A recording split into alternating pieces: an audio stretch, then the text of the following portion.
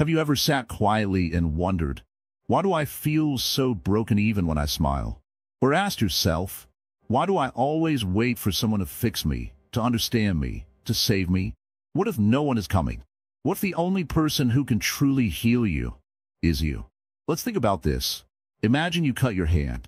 Do you expect someone else's body to heal it? No. Your own body begins the process, slowly, naturally from within.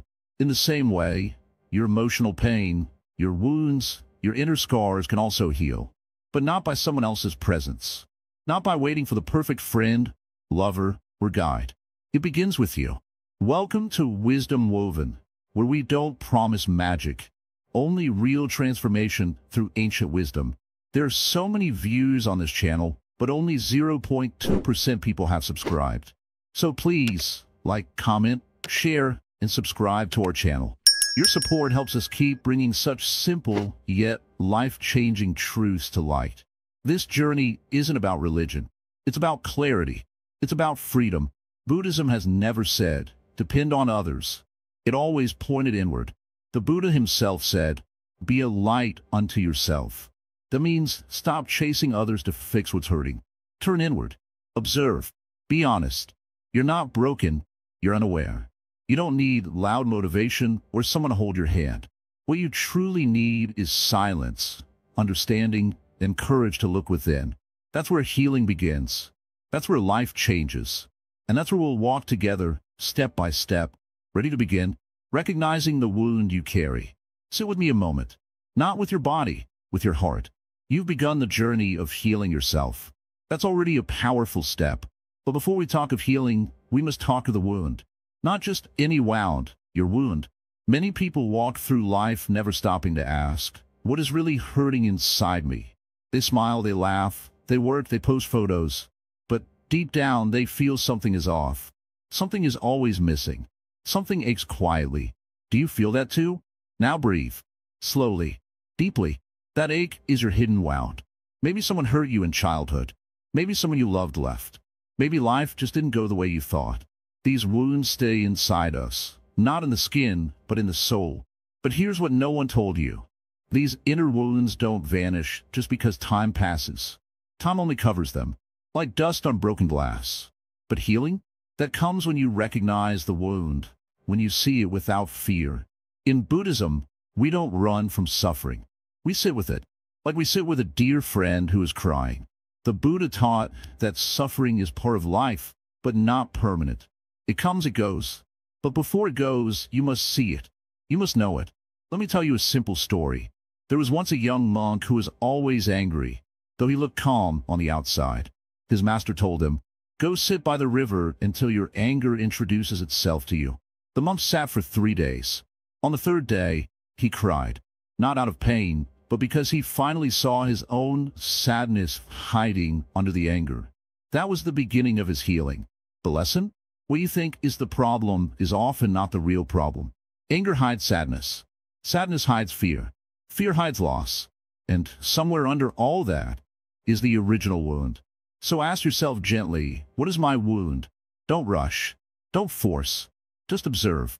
Maybe your wound is the feeling of not being loved. Maybe it's the belief that you're not good enough. Maybe it's the fear of being abandoned again. Whatever it is, you don't need to fight it. You need to hold it. Yes, hold it, like a mother holds a crying child. You are both the mother and the child now.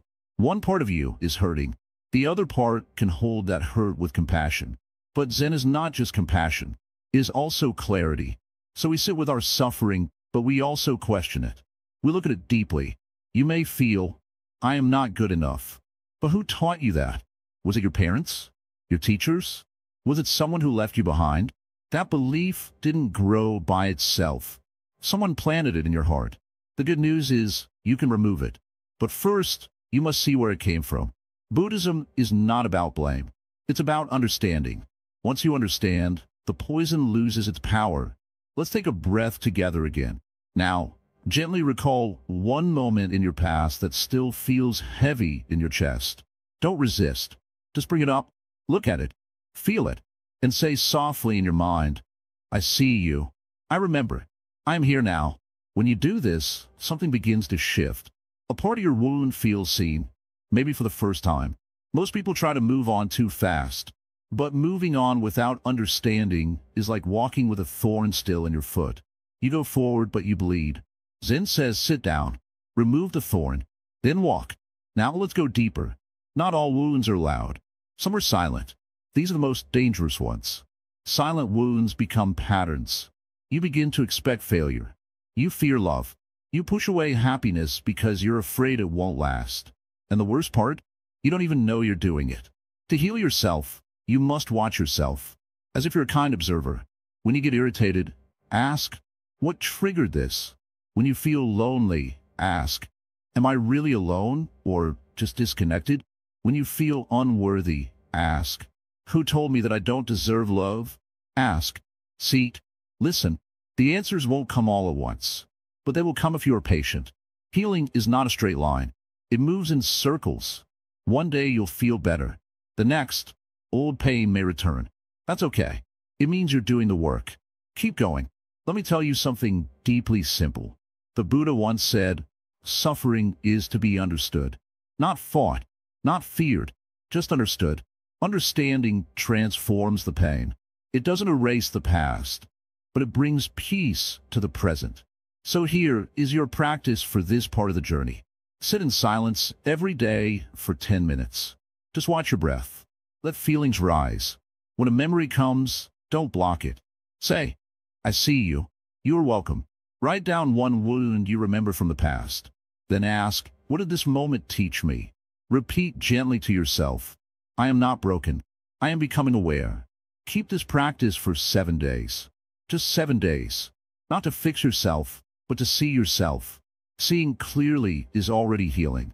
And remember, there is no shame in having wounds. The Buddha had them. Every enlightened being had them. You're not weak because you hurt. You are strong because you're facing it.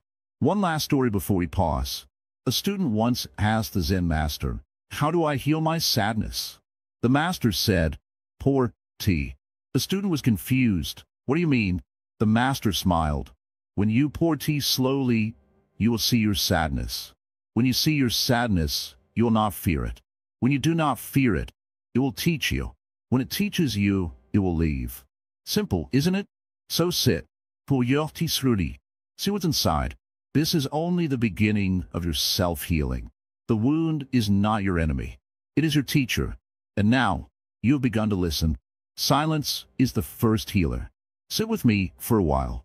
Not to talk, not to think, just to sit. Do you feel that restlessness in your chest when everything around you becomes quiet?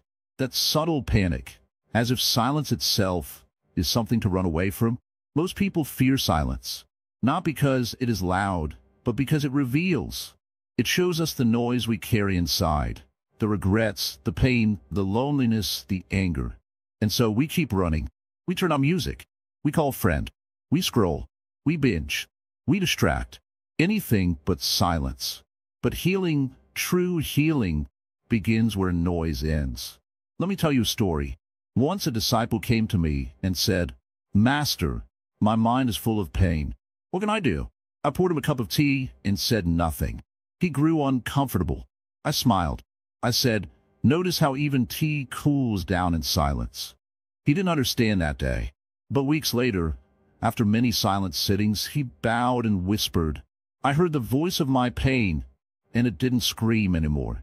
You see, young seeker, silence is not emptiness. It is not the absence of sound. It is the space where truth begins to rise. It is where your pain finally gets a chance to speak, not in anger, but in honesty. When we sit quietly, when we let go of the urge to escape or be entertained, we begin to meet ourselves. Not our mask, not our image, but our real, wounded, gentle self. And that self deserves your attention. Buddha did not run to crowds when he was lost. He sat under a tree, in the forest, with the wind, with the stillness. That silence gave him everything the world could not. In you, you have that same tree within you. You only need to sit under it. Maybe your heart has been noisy for years, filled with guilt from the past, fears about the future, sadness that has no name. But when you stop, when you breathe, when you listen, not to others but to yourself, something beautiful begins. The pain begins to speak, and it says, I was just trying to protect you. The sadness says, I only wanted you to slow down. The anxiety says, I thought danger was coming.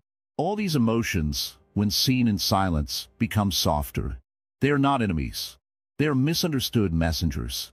Now you ask, but Master, how do I sit in silence when I feel so restless? That is the first resistance of the mind. You don't need to conquer silence. You only need to allow it. Start small. 1 minute.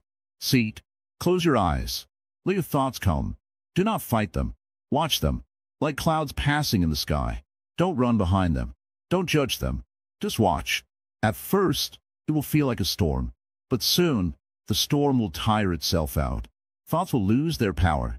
Emotions will come and go, and in between them, a little space will open. That space is healing. That space is freedom. There's a reason why monks spend years in silence. Because silence sharpens the mind and softens the heart. It brings clarity. It melts away pride. It invites peace, not from outside, but from the wellspring within.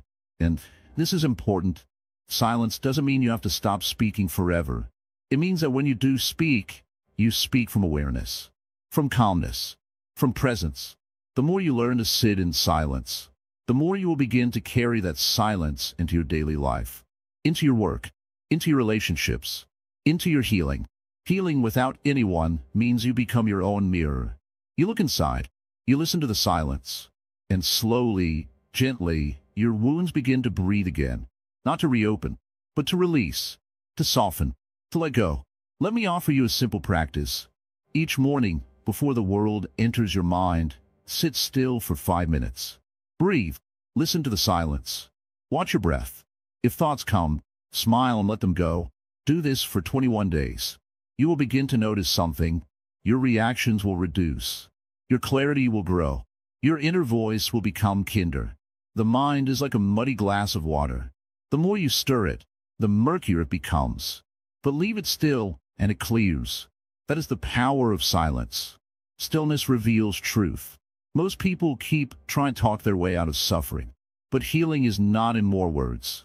It is in less noise. Pain is not always cured by action. Sometimes it is soothed by stillness.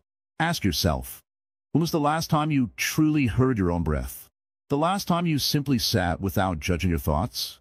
When did you last listen to yourself without the pressure to fix anything? If the answer is, I don't remember, then that is your beginning. Silence is not a technique. It is a remembering, a return to your nature. As a Zen Master, I don't give advice. I give space. Because in that space, the student hears something more powerful than my words, their own wisdom. So now, I say this. Your healing will not begin when someone finally understands you. It will begin when you stop running from your own silence. Sit today, just for a few minutes. Close your eyes. No music, no chants, no goals. Just breath, just space, just you. At first, it may hurt. That is okay. Healing always begins with a little discomfort. Stay. Stay until it becomes your friend. And when it does, when silence no longer feels like loneliness, but like peace, that is when you will know you are healing. You don't need anyone to sit with you. Your own presence is enough. That is the path. That is the practice. That is the way. Embrace impermanence. Embrace healing. Come closer. Sit down. Let the noise of the world fall away for a while. Today, I will tell you something most people ignore. Something simple, but very powerful. It is this: nothing lasts forever. Everything changes. Everything passes. This is called impermanence. And if you can truly understand this, your pain will not control you anymore. Most suffering comes from holding on to what's already gone, or fearing what might come. But the truth is, life flows like a river. It never stays still. A good moment doesn't last, but a painful one doesn't either. This is not a problem. This is your freedom. Let me give you an example. Imagine you're holding a handful of sand. If you grip it too tightly, it slips through your fingers. But if you hold it gently, openly, it stays in your hand longer. Life is like that. The tighter you hold, the more it slips away. But when you accept that it is meant to change, you stop suffering. You learn to hold life gently. Look at nature. The seasons change. Leaves fall.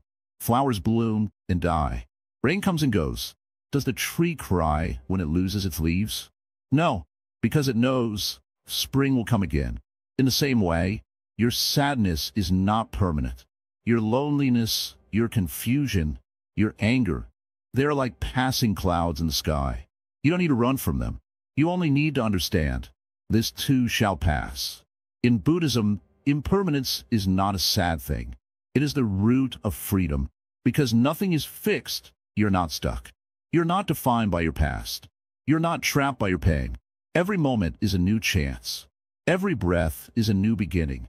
Even the deepest wound begins to heal when you stop scratching it. You just need to give time, space, and patience.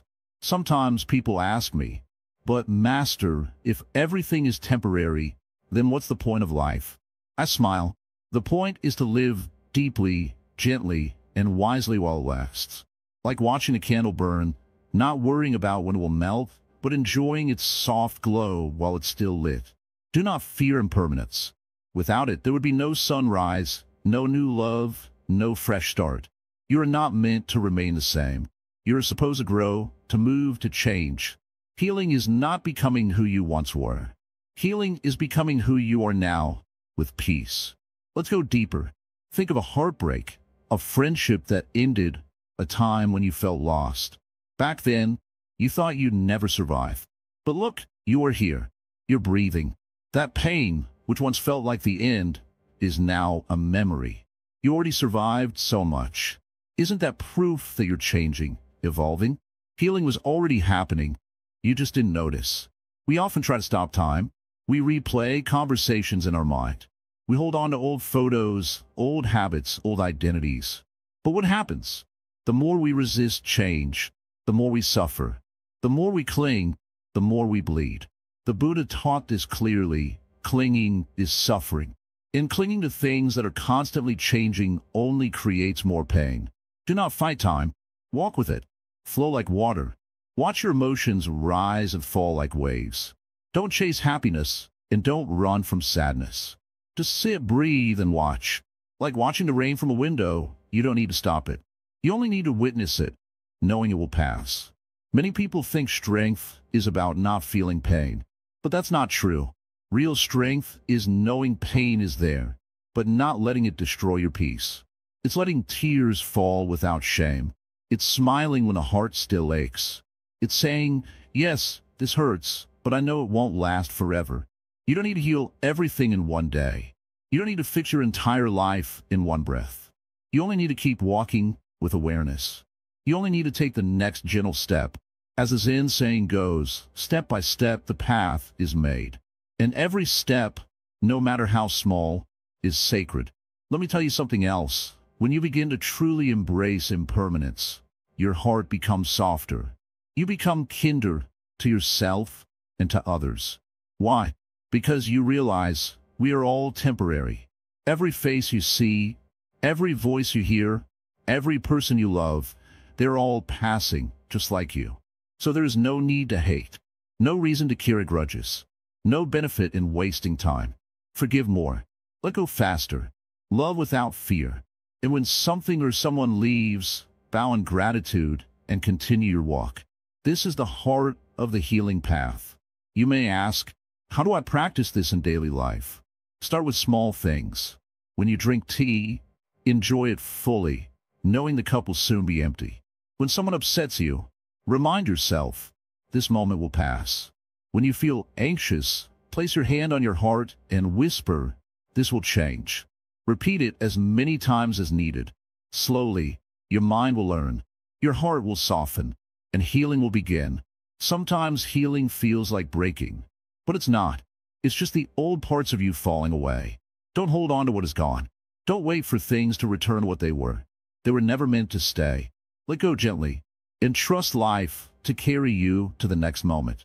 One day, you will look back and smile at the pain you once felt, not because it didn't matter, but because it taught you how to be free.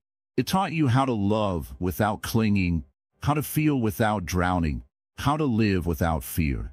Breathe now, softly, deeply. You are not broken. You are in motion.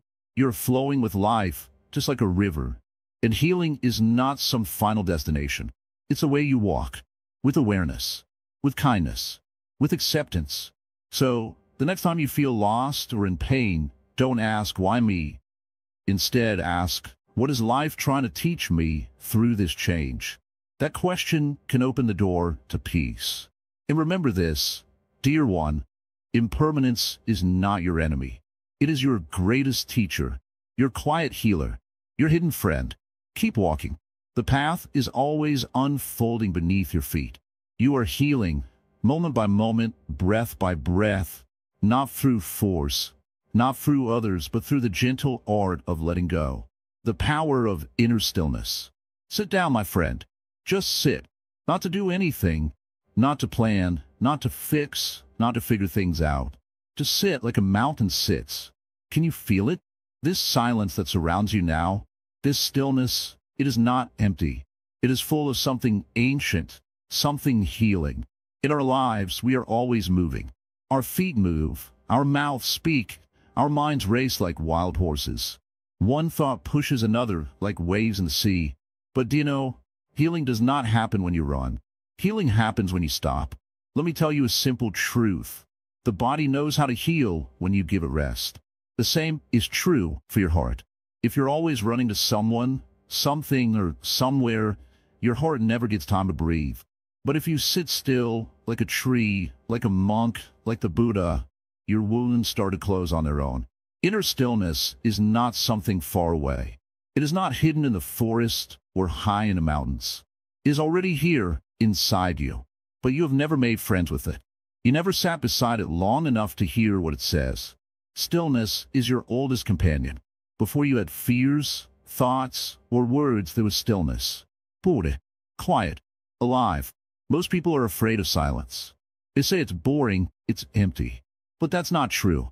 Silence speaks. It heals. It listens. When your life becomes noisy, so noisy that even your sleep is tired, you need to return to stillness. And when you do, something magical happens. Your pain no longer controls you. You see, inner stillness is like a clear pond. When the water is still, you can see your face. You can see who you truly are. But when the water is disturbed, all you see is confusion. That's how most people live, not knowing themselves, only reacting to ripples. So, how do you touch the stillness? Start by doing nothing. Yes, nothing. Find a quiet place. Sit comfortably. Close your eyes. Breathe slowly. And just watch. Watch your breath come and go. Watch your thoughts pass by like clouds. Don't hold them. Don't chase them. Just watch. Let your mind become like an open sky. At first, it will feel strange. Your thoughts will shout, "This is useless." Your body might say, "Get up, do something." But that's okay. Let them speak. You are not here to fight. You are here to witness. That's the secret. You're not your thoughts. You're not your pain. You're the one who watches. In Buddhism, we don't try to kill the mind. We just stop feeding its noise. Slowly, like a candle that runs out of oil, the noise fades. Then peace rises. Not a loud, dramatic peace. A gentle, honest one, like morning light after a stormy night. Now, listen carefully. Stillness is not laziness. It's not being passive. It is the most powerful thing you can do. Because from stillness comes clarity. And from clarity comes right action. You will know when to speak and when to stay silent. When to move and when to be still. Your life becomes balanced, like the wings of a bird in the wind. Do you know why a Zen Master smiles often? Because they don't carry the weight of thoughts all day. They rest in stillness. Even while walking, eating, working, they are rooted in silence. That's why their presence feels calm, healing, strong. You can feel it too.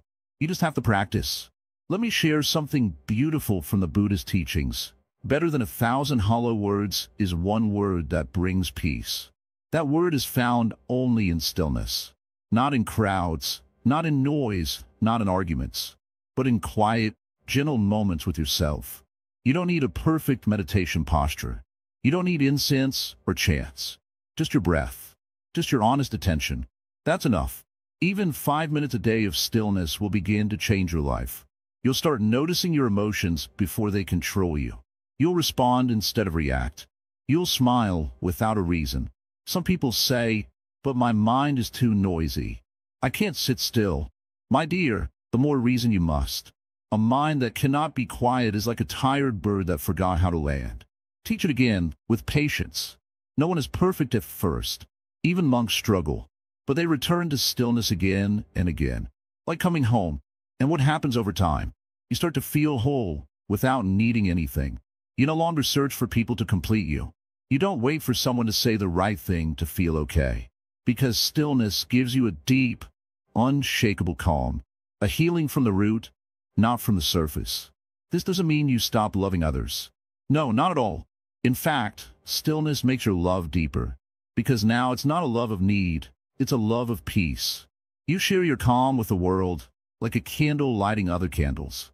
In Zen, we say, when the mind is still, the universe surrenders. That means life becomes simple. Problems become clear. Answers arise from within. You don't force life anymore. You flow with it. So, let this be your gentle reminder. You don't need to run anymore. You don't need to beg life to be kind to you. You just need to return to yourself, to that quiet place inside you where no pain can reach. Sit there, breathe there, heal there. And when you do, you'll see the world doesn't change much. But you change, and that changes everything. Stillness is not a destination. It is your nature, your birthright. Come back to it, again and again. No pressure, no goals, just presence. And in that presence, let your healing begin, not through effort, but through peace. Now breathe and just be, freeing yourself from emotional craving. Come here, child. Sit with me. Let us talk, not in heavy words, but in soft truths that the heart can understand. You've walked far on this path already. You've learned to be still, to listen, to not run from pain. But now, there is something deeper to understand. A subtle thread that keeps pulling at your peace. Emotional craving. Do you feel it? That need for someone to praise you before you feel worthy. That hunger for a reply before you feel loved. That ache when someone withdraws their attention, and suddenly the world feels colder. This is not your fault. It is how we've been trained, by the world, by society, by past wounds. But listen carefully. This craving is not love. It is not connection. It is the mind's way of filling an empty cup with illusions. Let me tell you a story. There once was a man who wandered from village to village with an empty bowl. Every place he visited, he asked people to drop something into the bowl. Coins, food, kind words, affection, anything. Sometimes people gave him much. Sometimes nothing at all. But no matter how much was placed inside, he always felt empty again by nightfall. One day, he met a monk sitting quietly under a tree. The man said, "I'm tired.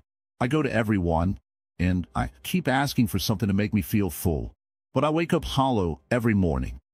The monk smiled gently and asked, "Have you ever looked inside your bowl?" The man looked, and to his surprise, there was a hole at the bottom. No matter what entered, it slipped away. That, my dear one, is emotional craving. A hole inside the heart where things fall through.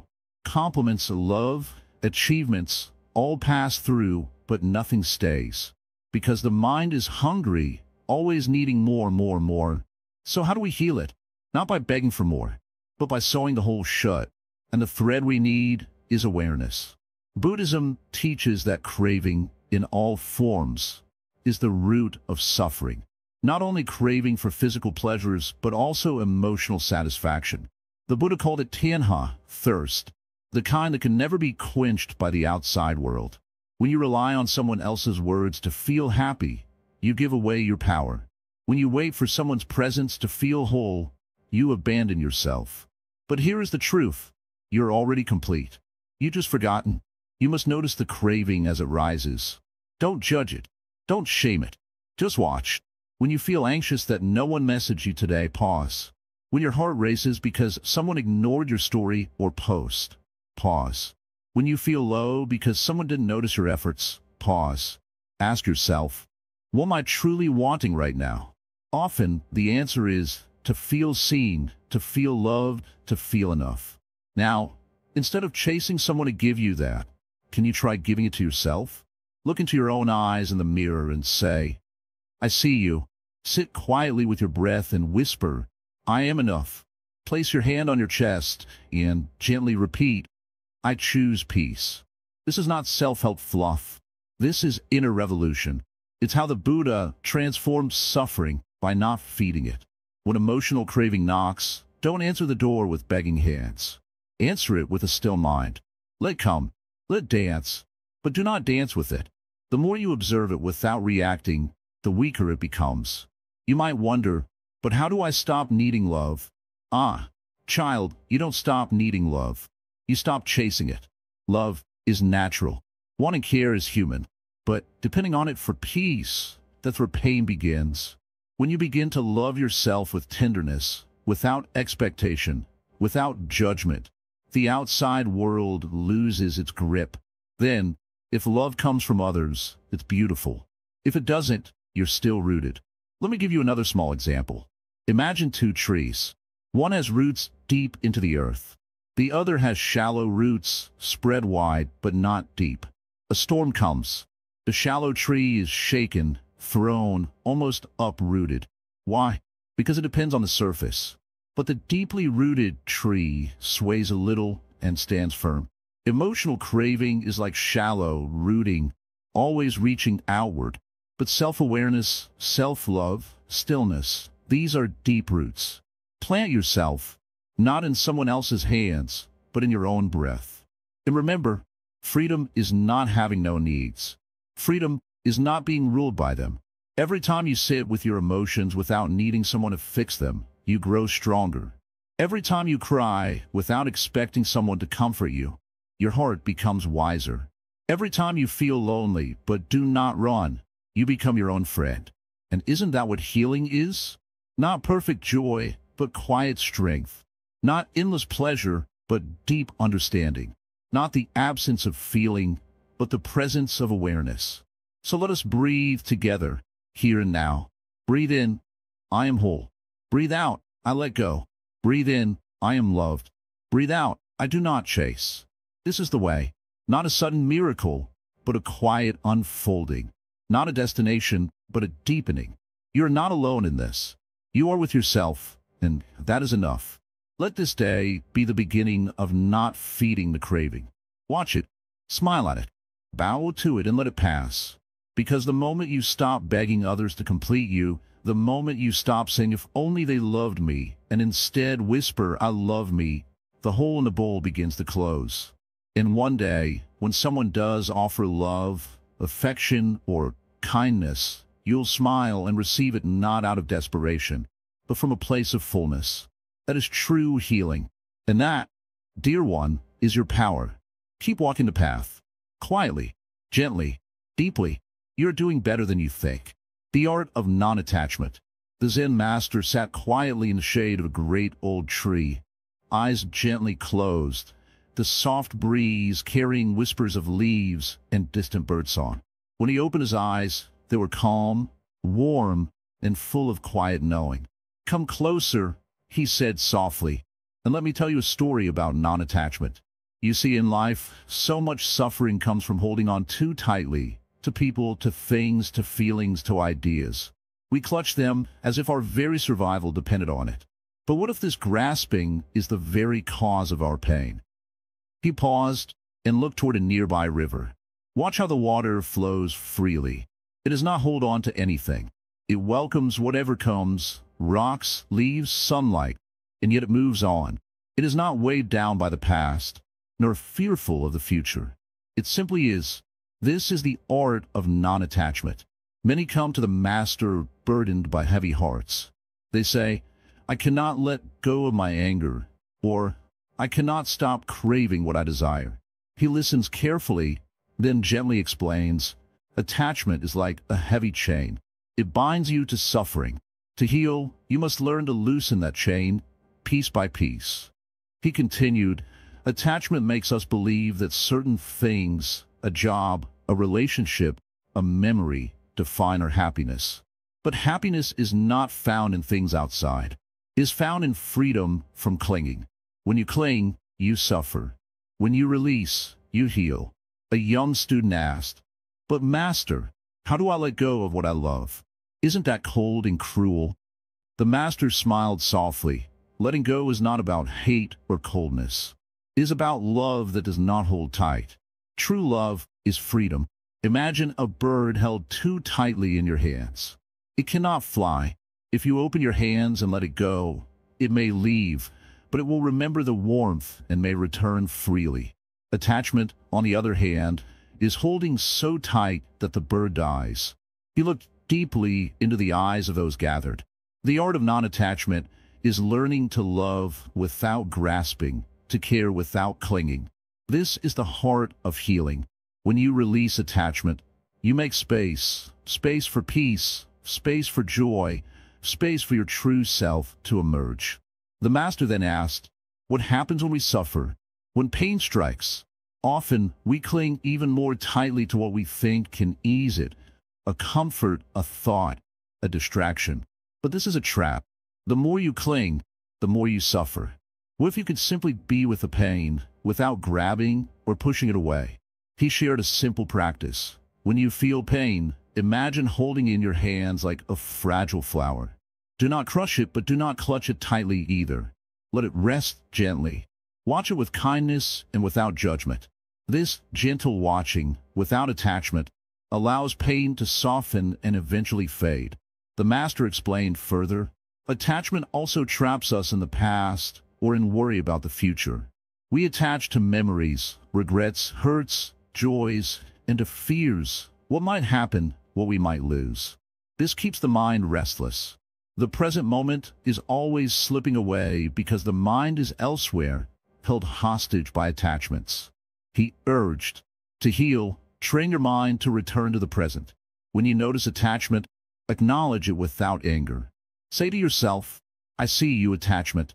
I understand you want to protect me, but I am learning to be free. With patience, the grip of attachment loosens. The Master told a story of a monk who lived on a mountain. One day, the monk found a precious gem and held it tightly. Suddenly, the gem slipped and rolled down the slope. The monk chased it with desperation, but lost it forever. Later, he realized the gem was never truly his. It belonged to the earth, the mountain, the wind. His chasing only caused suffering. He smiled. What a lesson for us all. Our possessions, our thoughts, even our identities, none are truly ours to hold forever. To heal, we must learn to embrace impermanence and let go. The Master's voice softened. This is the difficult path, but the only true path to peace. Each moment, practice loosening your grip. When you see yourself clinging to anger, gently release it. When you hold tight to fear, breathe it out. When you grasp after joy, savor it, but do not bind it. He invited the listeners to practice together. Sit quietly now. Close your eyes. Feel what you are holding in your heart. Name it. What is it? Anger? Fear? Desire? Now, imagine opening your hands slowly, letting it drift away like a leaf on the water. Do not push it. Let it float freely. The room grew silent as all practiced this gentle release. After a while, the Master spoke again. Notice how your body feels lighter, your breath deeper. This is the power of non-attachment. Healing is not about fighting pain, but allowing its space to move and change.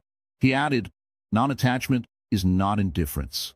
It is deep care without suffering. It is strength born from softness. Like a tree that bends with the wind, it does not break. The Master also warned, be patient. The mind is trained by years of grasping. Sometimes the old habits resist. When they do, return to your breath, your body, and your gentle practice. Each moment you try, you heal a little more. He concluded, remember, you are not your attachments.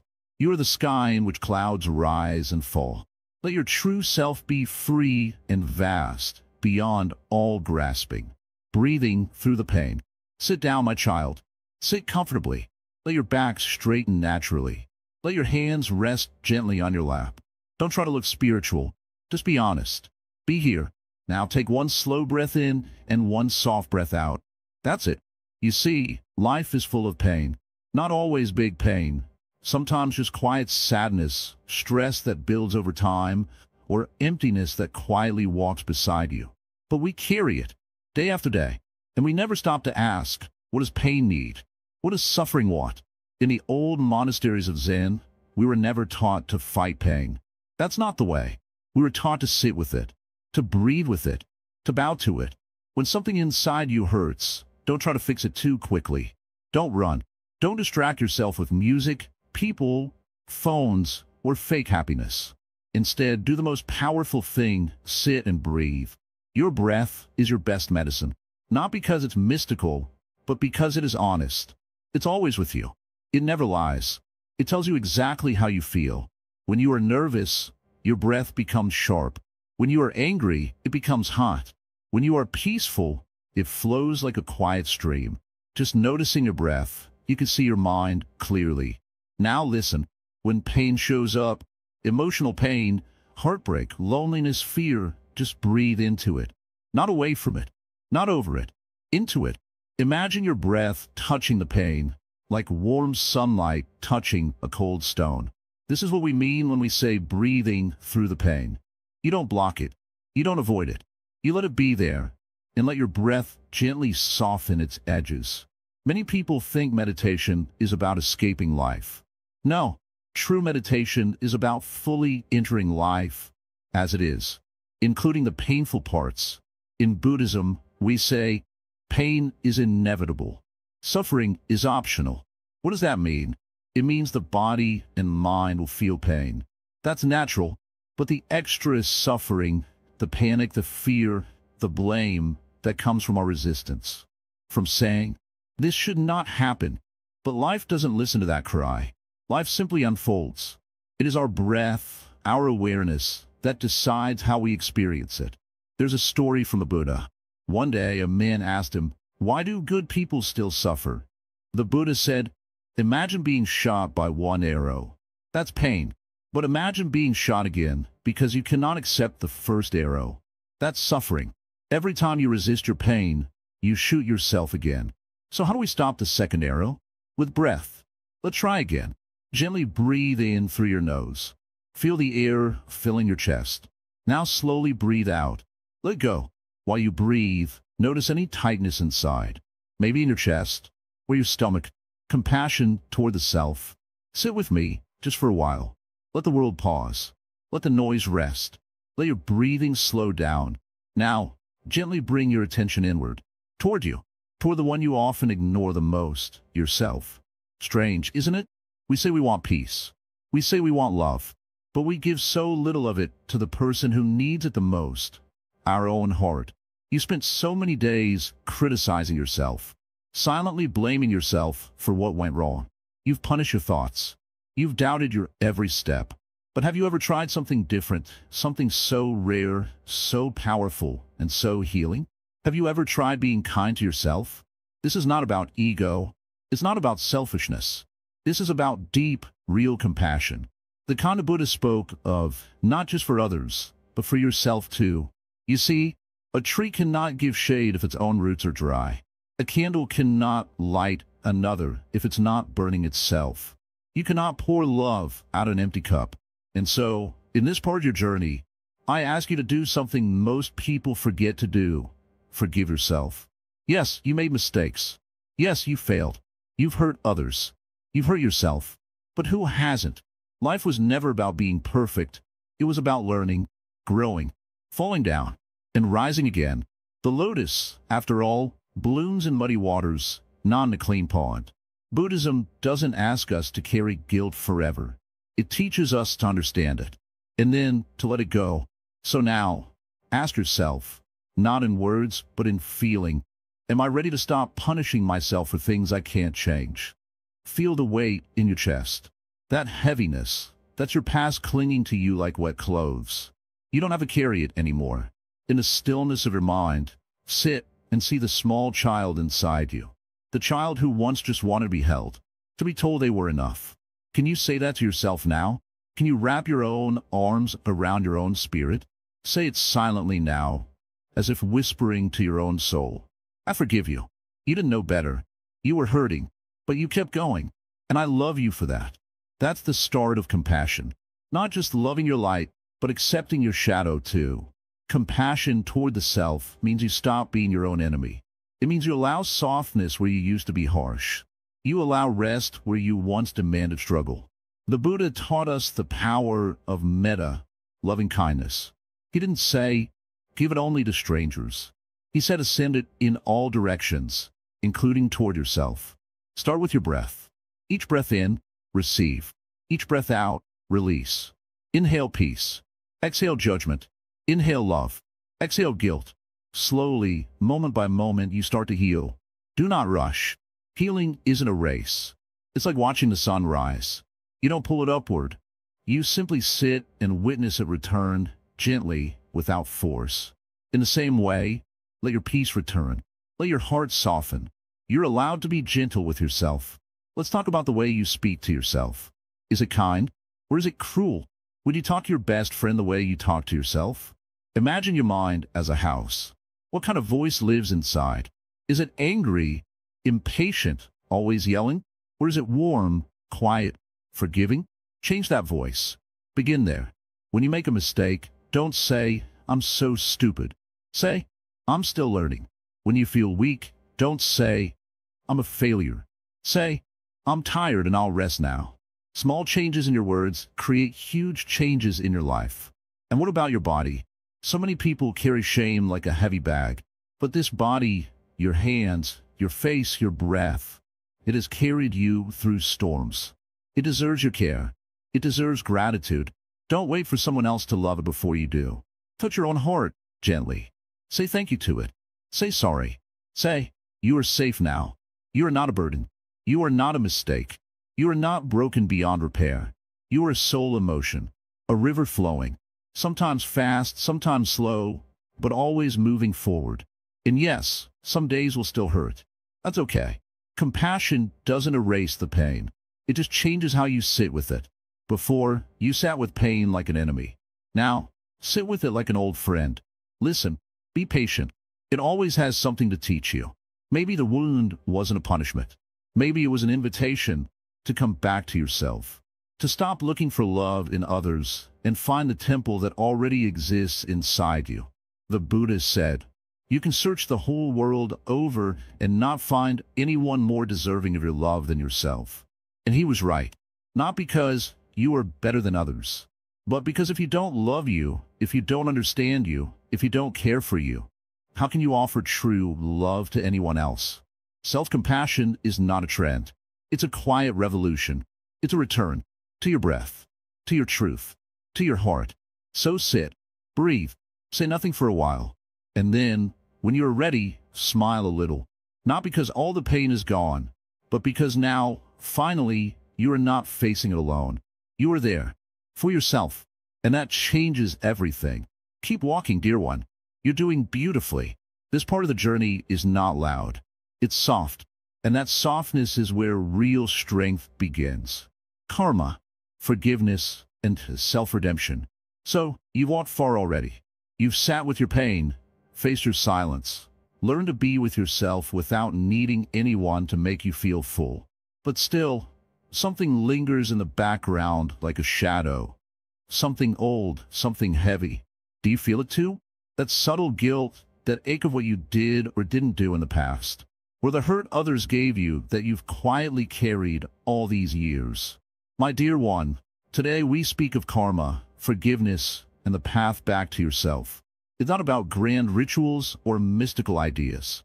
It's about understanding cause and effect in the simplest way, and more importantly, learning how to be free from the weight of the past, both yours and others. Let me begin with something very soft, very true. Karma is not punishment. It is not reward. It is the mirror. Karma is simply the natural law of actions and consequences. Like when you throw a stone in a pond, ripples move outward. When you smile at someone, warmth is created. When you shout in anger, tension rises. That's karma. Not something outside you, but something born from your own thoughts, words, and deeds. Many people fear karma. But karma isn't a judge in the sky. It is not a system keeping score. It is nature responding to nature. When a seed is planted, a fruit eventually grows. The Buddha taught that if you want to understand your past, look at your present. And if you want to understand your future, look at your present again. You are always planting seeds, moment by moment. So what have you planted within you so far? And what can you plant now? You have made mistakes. Yes, so have I. So did Buddha before he awakened. But the story doesn't end there. This is where forgiveness walks in, not as a fancy word, not as a favor to anyone, but as a medicine. Forgiveness is not forgetting. It's not saying what happened was okay. It is simply saying, I choose to let go of the rope that's burning my own hands. When you don't forgive yourself or others, you carry a secret fire inside. That fire consumes you slowly. Forgiveness is pouring cool water on that fire. It allows you to breathe again. People think forgiveness means weakness, but it is the highest courage. To forgive is to say, I no longer want this pain to live in me. Imagine dragging a bag of stones for years, and one day you simply decide, enough. That moment is sacred. Let me tell you a simple story.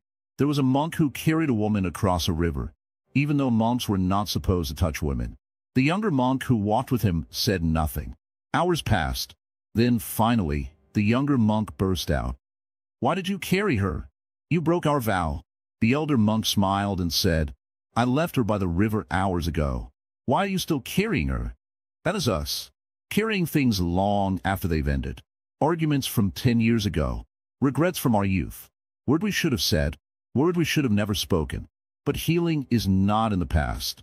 Healing is always now. Forgive yourself for not knowing better at the time.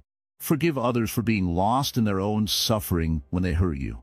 That doesn't mean you have to bring people back into your life. Some distances are kindness. Some boundaries are compassion. But your heart doesn't need to stay poisoned. You might say, but Zen Master, how can I forgive someone who never said sorry? And I will tell you, forgiveness is not a trade. It's not something you do when they act right. It's something you do when you're ready to be free. And when it comes to yourself, my child, how harshly you have judged your own soul. What mistake have you made that has not been made by millions of others? You're not alone, and you're not beyond redemption. Redemption is not given. It is chosen. Redemption is the act of rising, even with a heavy heart. It is standing up from your fall and walking again. No one has to lift you, but you must want to rise. That's it. Every breath you take is proof that life still has something for you to learn. Something beautiful. Something you haven't tasted yet. Maybe that's peace. Maybe that's clarity. Maybe that's self-love. You're not here to be punished forever by your past. The past is a teacher, not a prison. If you've hurt someone, and you can make it right, then do so. Speak gently, apologize if needed. But if they are gone, or they will not listen, then do this. Plant goodness in their name. Help someone else. Be kind. That too is healing. The Buddha said, drop by drop, the water pot is filled. Drop by drop, day by day, you redeem yourself. No big moment, just small honesty, small kindness, small silence. Let's also not forget, others have hurt you too. And maybe they've never said sorry. Maybe they never will. Still, you have a choice. Do you keep holding the pain like a shield? Or do you set it down, even if they never return, never explain, never understand? You see, healing is not waiting for the world to change. It is realizing that your peace is too precious to give away like that. Sometimes, all you need to say is, I release you from my thoughts. That's enough. You're not made to carry every wound forever. And so, we return to karma. Understand it gently. When you act with truth, truth comes back. When you choose peace over revenge, peace blooms inside you. When you forgive, you're not making someone else free. You're making yourself light. This is the way. No grand chants, no complicated philosophy. Just living in such a way that each moment becomes a seed of kindness, of patience, of clarity. Karma responds to your sincerity, not your perfection. You are healing. You are learning to live in a new way. And though the past will knock sometimes, remind it softly, I'm no longer that person. I'm no longer there. I'm walking forward now. This is the greatest freedom. Not needing anyone to say you're forgiven to feel clean. Not waiting for someone to rescue your soul. Just knowing deeply, quietly, that you are healing because you chose to, because you dared to look at yourself not with blame, but with understanding. So walk gently and keep planting peace. Even if the world never notices, you will know you are your own healer now, becoming your own refuge. Come, sit down. Breathe slowly. You walk a long way on this journey. Through silence, through tears, through confusion and hope. And now, the time has come to realize something very deep, something most people never discover in their lifetime. You are your own refuge. Let me tell you a small story. Once, a young monk asked his master, "Where should I go when I feel scared, lost, or alone?" The master smiled and replied, "Go where you cannot run. Go inside." Yes, child, that's the truth. All your life, you have looked for safe places, a home, a friend, a belief, a lover, a group, a god, a book. You have tried to hide in their comfort, thinking they will protect you. But every time, something shook that shelter. People left. Situations changed. Fates shifted. Even your own thoughts betrayed you. And that is when true healing starts. When you finally stop running and face the truth. No one can protect you better than your own awareness. You see, Buddhism doesn't ask you to pray for safety. It teaches you to become safety itself. Refuge doesn't mean hiding. Refuge means finding stability even in the storm. When thoughts come like waves and emotions rise like wind, a true refuge is not outside. It is in your ability to stay grounded, calm, and awake. You may ask, how can I be my own refuge when I am so weak? But you're not weak. You just haven't looked at yourself fully. Have you ever seen a candle in a dark room? Even the smallest flame can push away the deepest darkness. That flame is your mindfulness. That's all you need to start. One small breath, one moment of stillness, one step inward. Let's go deeper. The Buddhist said, "Adahayatano natho," meaning, the self is its own protector. No one outside you could give you peace that lasts. But the good news is, you were born with everything you need. You just forgot. Start by being present. Right now, as you're reading these words, where is your mind? Is it in the past? In worries? In pain? Bring it back. Right here, to your breath. To this very moment. That is where you begin to build your inner home. Now observe your feelings. Don't fight them. Let them come. Let them go. Sadness may visit. Loneliness may knock. That's okay. You're not those visitors. You're the house. You're the space in which they come and go. Slowly, you will notice the storms don't shake you like before. The world may still be noisy, but your inner silence becomes louder. You start to feel something soft and strong inside. Trust. Not in someone else, not in a promise, but in yourself. That's your refuge. But let's be clear, this is not selfishness. This is self-understanding. When you become your own support, you stop begging for attention. You stop blaming others. You stop fearing abandonment. You begin to love without clinging, care without losing yourself, help without expecting anything in return. And isn't that true strength? Let's look at a real example. Imagine a tree standing alone in the open field. No fence, no shelter, just wind, rain, and sun. It stands. Why? Because its roots are deep. Because its trunk is steady. It doesn't ask the birds to protect it. It doesn't cry when a storm comes. It just bends and rises again. You must become like that tree. Root yourself in awareness. Water your mind with kindness. Let your wisdom grow like branches reaching the sky. And when hard times come, and they will, don't panic. Just remember, I am my own shelter. I am my own peace. Now you may say, but I still feel empty sometimes. Yes, you will. That is normal. But do you know what's beautiful? When you stop fearing the emptiness, it becomes space. Space for peace to settle. Space for truth to arise. Space for your real self to grow. Here's a simple practice. Whenever you feel lonely, whisper softly to yourself, I am here for me. It sounds small, but it changes everything. No one else can hold you the way your own awareness can. Not perfectly, but purely, gently, honestly. And do you know what happens when you become your own refuge? You stop demanding the world to make you whole.